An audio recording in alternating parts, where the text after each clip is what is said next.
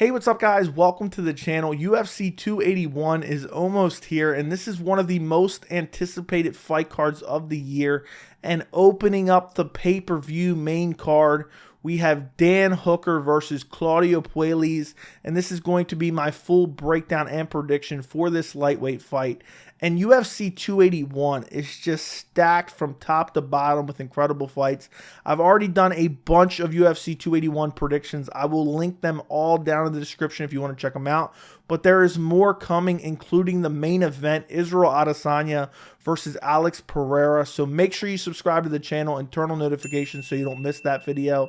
But this lightweight fight between Dan Hooker and Claudio Puelles is a very important fight for both guys. You have Dan Hooker. He's in a do or die position here. He has to win this fight, or in my opinion, it's the end of Dan Hooker. You know, he's lost a couple in a row now. You know, he's been stopped in his last two fights. He has to win this fight, and otherwise it's like, you know, it's the end of him, honestly. I know he's still ranked right now, but a loss to Claudio Puelles would be a massive dent in the career of Dan Hooker, even though Claudio Puelles is an up-and-coming guy who looks to be a future contender in the lightweight division.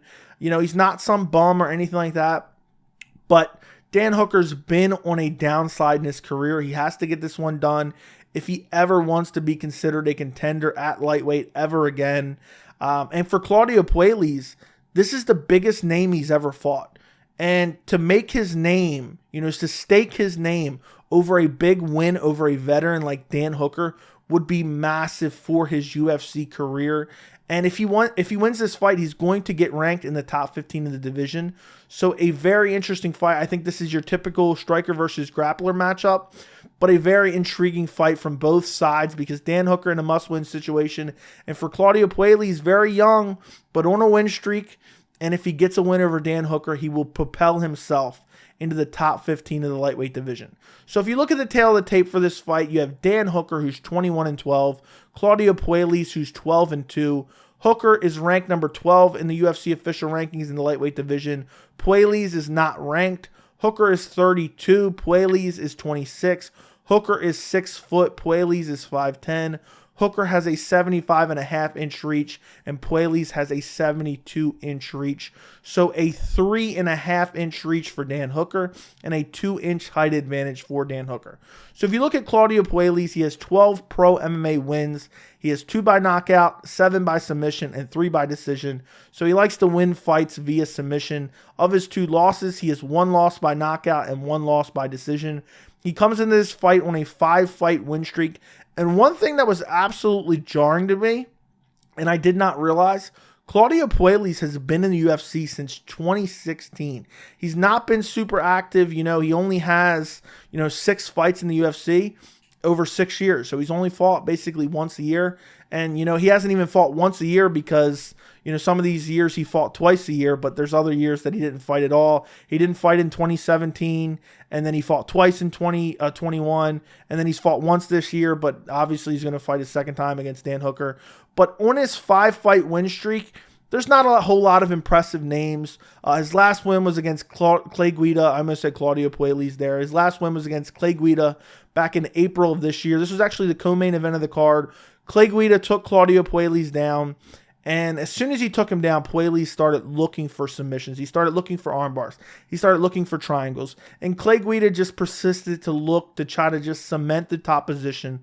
And eventually, and it was out of nowhere.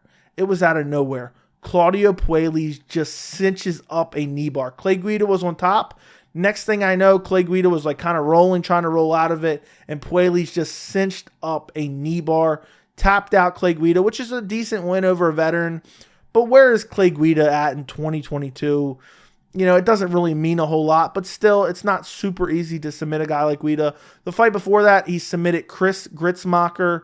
This was in December of 2021. Submitted him via knee bar as well. This was in the 3rd round of a competitive fight. Gritzmacher was taking down Puelles and ended up paying the ultimate price. When we see guys like Damian Maia and Charles Oliveira, and we're like, if you take them down, unless you're an excellent guy with your BJJ and your submission defense, it's not worth it, because a lot of times these guys hang out and they end up getting submitted. And in this case, for Claudio Puelles, Chris Gritzmacher ended up making that mistake, took him down in the third round of a competitive fight, and right after he tripped him down, Puelles immediately started looking for that knee bar and found it in the third round to win the fight.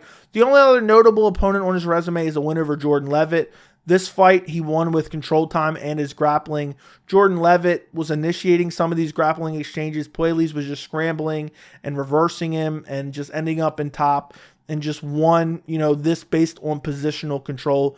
Outside of that, the resume doesn't look too good. One thing I do want to mention, he has 3 knee bar victories in the UFC and 4 knee bar victories throughout the course of his MMA career. So if you look at Dan Hooker, he comes into this fight, he's lost 4 out of his last 5, and he's on a 2-fight losing streak. Of his 21 pro MMA wins, he has 10 wins by knockout, 7 by submission, and 4 by decision. So he primarily likes to win his fights by knockout. Of his 12 losses, 3 losses by knockout, 3 losses by submission, and 6 by decision. The last fight was against Arnold Allen in March of this year at UFC London. And this was Dan Hooker trying to kind of rectify his career a little bit. He was like, I'm going to go back to 45. He used to fight at 45. He moved up to 55, had some success there, started to lose some fights. And then he said, you know what, I'm going to go back down to 45. And he got absolutely starched by Arnold Allen in the first round. He had some moments in this first round. He hurt even Arnold Allen a couple times. But Arnold Allen just brutalized him with shots, pressured him as soon as he hurt him, just started swarming him with big combinations. The fight before that was against Islam Makhachev at UFC 267, October of last year. There's not much you can really say about this, because Dan Hooker took this on like 2 weeks' notice. Islam Makhachev is the current lightweight champion. Makhachev took him down and immediately Kimured him in this fight. But again, he took it on short notice, and Islam Makhachev is now the champion and just submitted Charles Oliveira. So not a terrible loss to have. The fight before that, he got back on the winning track against Nasrat Haqparast. Won this fight with actually a lot of grappling. And then, this was actually in September of 2021, and then he took a fight, in October, late October, against Islam Makhachev. So that just goes to show you how quick of a turnaround it was from the Nasrat Haqparast fight to the Islam Makhachev fight. The fight before that, he fought Michael Chandler. This was like a top contender fight at the time. Michael Chandler went out there and just brutally finished Dan Hooker in the first round, clipped him with a big shot, dropped him, followed him to the ground, landed some punches on the ground, TKO'd him in the first round. And I believe Michael Chandler, immediately following that fight, is what got him a vacant title shot against Charles Oliveira at UFC 262. And the other fight before that was a loss to Dustin Poirier. This was in June of 2020. This went all 5 rounds. This was a crazy, wild fight. Dan Hooker almost won this fight on multiple occasions. Dustin Poirier was hurt multiple times. This was an absolute crazy fight. And this was one of those fights that, regardless of who wins, it takes years off of your career and probably years off of your life.